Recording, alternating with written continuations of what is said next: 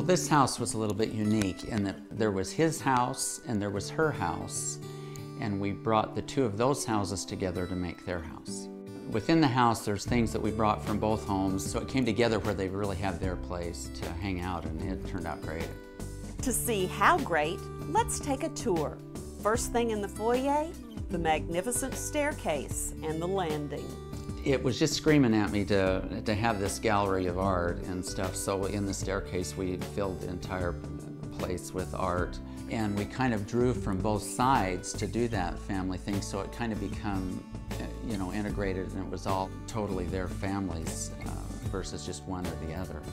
The dining room off the foyer really called for the Gary Riggs touch, like unusual paint.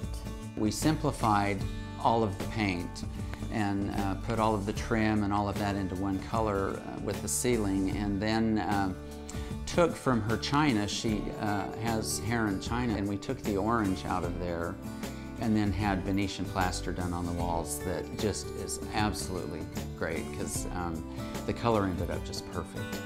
The living area ended up really nice because it's just, there's the fireplace there, and it made a nice seating arrangement to where you can really just sit and visit and interact. And then as you go a little bit further, then you go into the family room, which then is where the television is, and so you can hang out there, and we were able to maximize seating and make it so that they can actually seat a lot of people in there. The kitchen didn't need as much of a makeover.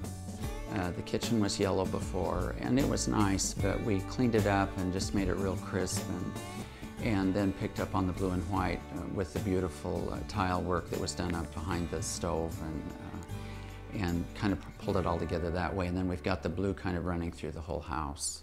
That theme continues in the cookbook room.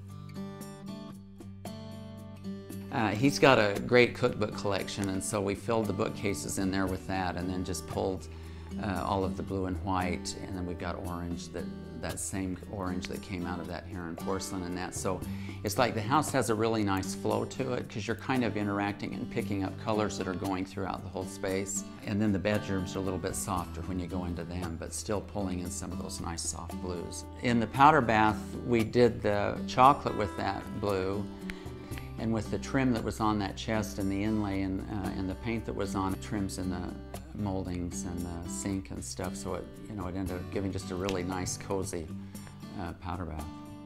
The master is such a huge room, and so it was hard to get that feeling of intimacy in there. So what we did there to kind of to pull it all together and kind of make it feel like it was one unit is just filled the wall behind the bed with art that then just kind of pulled everything together, and it just kind of just brought it in and gave us a lot more of an intimate kind of feeling there.